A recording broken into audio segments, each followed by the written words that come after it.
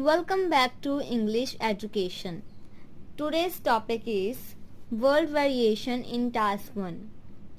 अगर आपको लगता है कि आप टास्क 1 में किसी भी वर्ड को या फिर सेंटेंस फॉर्मेशन को रिपीट कर रहे हैं, बार बार उसको वैसे ही लिख रहे हैं, sentence formation same as it is बना रहे हैं, तो आप उसको चेंज करना चाहते हैं और साथ में ही उसके साथ साथ क्या होगा, जब आप सेंटेंस फॉर्मेशन क्या है वो चेंज करेंगे या फिर वर्ड रेपिटेशन को आप अवॉइड करेंगे और डिफरेंट टाइप के आप सेंटेंस फॉर्मेशन बनाओगे, वर्ड नए तरीके से यूज करेंगे, उसके साथ क्या होगा, आपकी जो बैंड है वो भी इंक्रीज होंगे.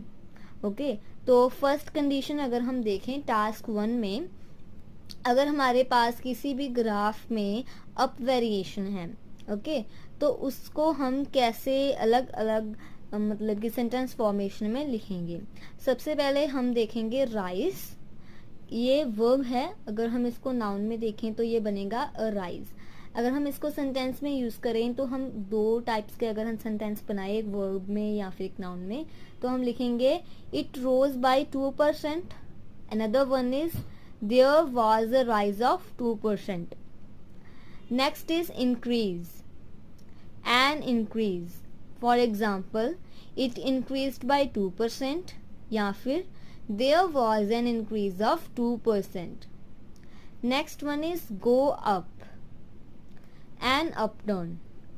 It went up by 2%. ये हम सिंपली भी लिख सकते हैं कि कोई भी ग्राफ है उसमें जब किसी भी ग्राफ का जब ऊपर जाना होता है तो उसको हम सेंटेंस में लिखेंगे it went up by 2%. Next one is down variation.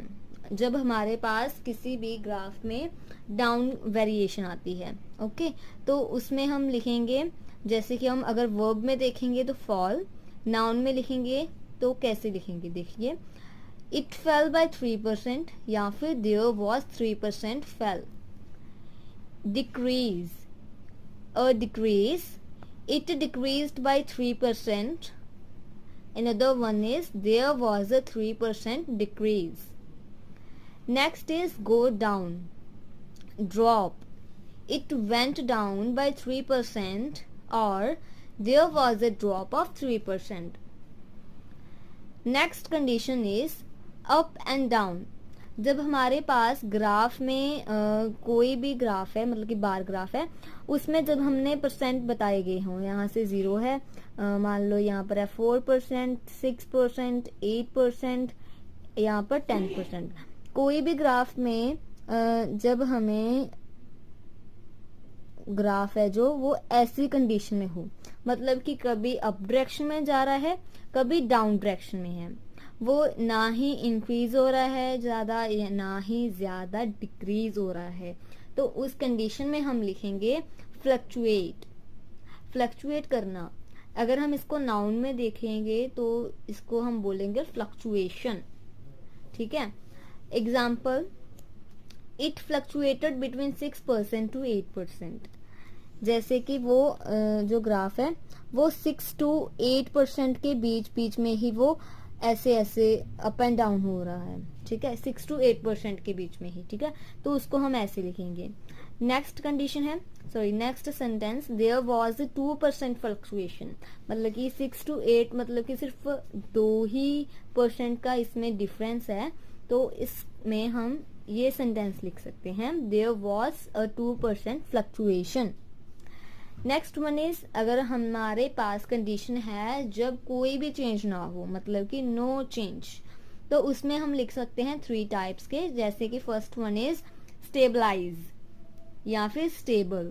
तो इसको हम सेंटेंस में कैसे लिखेंगे, इट स्टेबलाइज्ड एट 6%. मतलब कि अगर ग्राफ जो है वो 6% के ऊपर ही आकर खड़ा हुआ है, ना ही वो आगे बढ़ रहा है ना ही नीचे जा रहा है, तो वो क्या है, स्टेबलाइज्ड है. Next sentence is it remained stable at 6%. Okay. Another one is remain steady. No change को हम एज इट इज वैसे भी लिख सकते हैं, मतलब कि कोई भी चेंज नहीं आया है, तो हम इसको लिखेंगे there was no change at, मतलब कि at this point, at this period, okay, तो इसको हम एज इट इज़ भी लिख सकते हैं, देयर वॉज नो चेंज, ठीक है। आगे की लाइन हम अकॉर्डिंग टू द ग्राफ लिखेंगे, ओके। नेक्स्ट वन इज, अगर हमारे पास है कोई भी ग्राफ, तो उसमें जब जो ग्राफ है वो अपनी हाईएस्ट पॉइंट पे पहुंचा है, अपने हाईएस्ट पॉइंट में पहुंचा है, तो उसको हम लिखेंगे पीक, ठीक है। तो इसको हम नाउन में लिखेंगे reach a peak. For example, it peaked at 10%, या फिर it reached a peak at, मतलब कि जहाँ पर भी वो ग्राफ पीक पर पहुंचा है उस पॉइंट का हम यहाँ पर लिखेंगे, ओके। नेक्स्ट अगर हम देखें अपवर्ब्स, मतलब कि जो अप डायरेक्शन में जब ग्राफ जाता है तो वर्ब्स कौन कौन से हम यूज़ कर सकते हैं, ओके। तो ये सभी वर्ड्स हम जो है अप डायरेक्शन के लिए यूज़ कर सकते हैं। The first one is soar, the price soared in November. Next is rocket, it then rocketed to a high of 75%. Next is leap, this figure leaped at 80,000 by the end of the period. Climb, the number of televisions sold in 2010 climbed. Surge, it then surged to a high of 75,000 units, okay। ये सभी verbs हैं, okay। Next one is down, ये भी verbs ही है, okay. First one is प्लमिट, ठीक है। प्लमिट का मतलब होता है अचानक या बहुत ही फास्ट ड्रॉप डाउन होना, मतलब कि, ठीक है, मतलब कि बहुत ही ज़्यादा स्पीड से या बहुत ही जल्दी नीचे गिरना ग्राफ का, ठीक है, उसको बोलेंगे प्लमिट, ठीक है।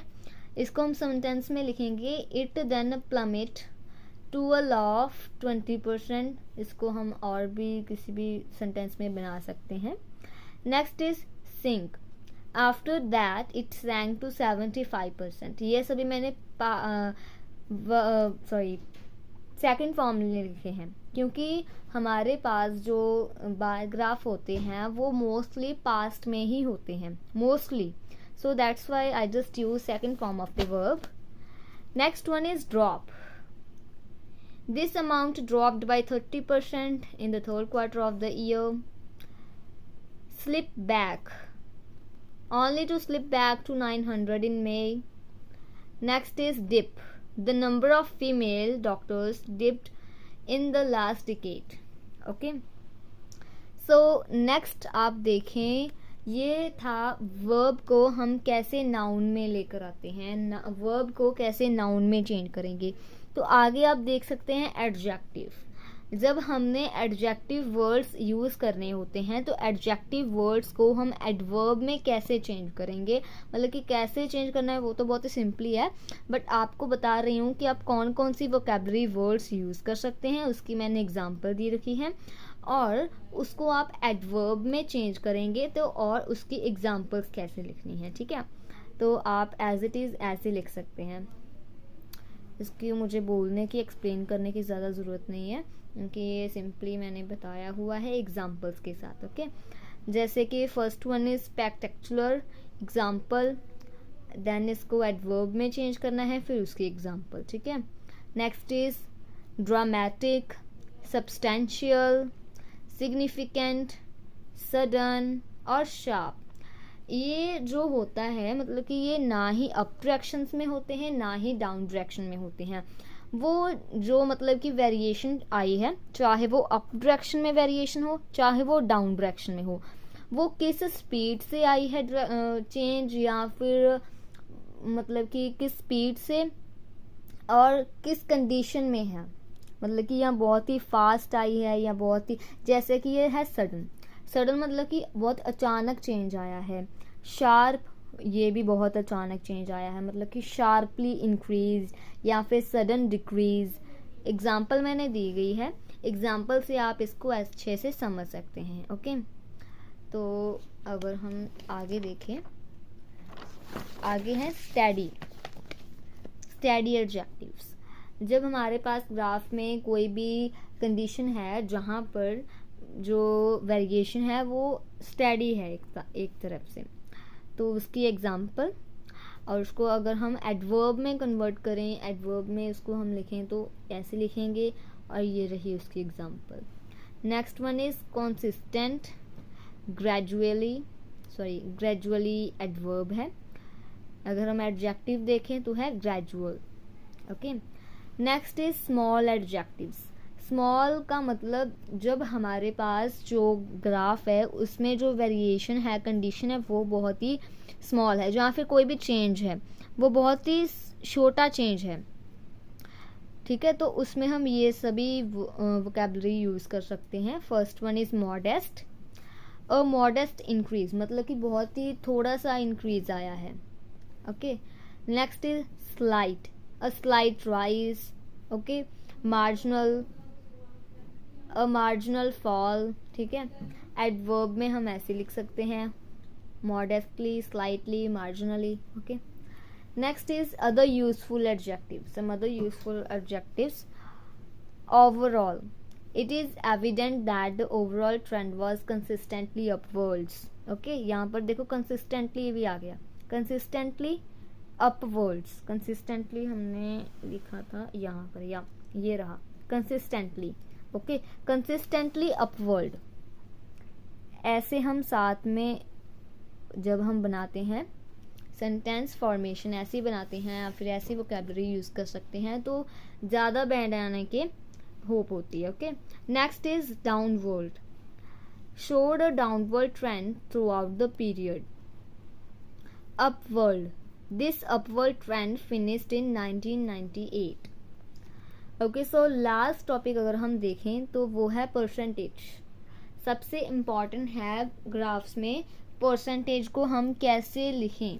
ओके, तो अगर हम देखें कि सबसे पहले है 66%, ठीक है, तो इसको अगर हमने प्रपोर्शन में लिखना है, चाहे अमाउंट में लिखना है, नंबर्स में लिखना है, मेजॉरिटी या माइनॉरिटी में लिखना है, तो हम ऐसे लिखेंगे। 66% को हम लिखेंगे अ लार्ज प्रपोर्शन। अगर हम इसको फ्रिक्शन में देखें तो फ्रिक्शन में हम लिख सकते हैं प्रिसाइजली 2/3। Next is 73%। 73% को हम लिखेंगे अ सिग्निफिकेंट मेजॉरिटी, क्योंकि ये ज़्यादा है, वो 60 से भी ज़्यादा है, ठीक है, तो इसको हम फ्रिक्शन में लिखेंगे अप्रॉक्सीमेटली 3/4, ठीक है। Next one is 25%, a small number, it is exactly a quarter. Okay, एक क्वार्टर जो होता है वो 25% का ही होता है, तो इसलिए एग्जैक्टली अ क्वार्टर, ठीक है। Next is 5%। 5% को हम लिखेंगे अ इनसिग्निफिकेंट अमाउंट।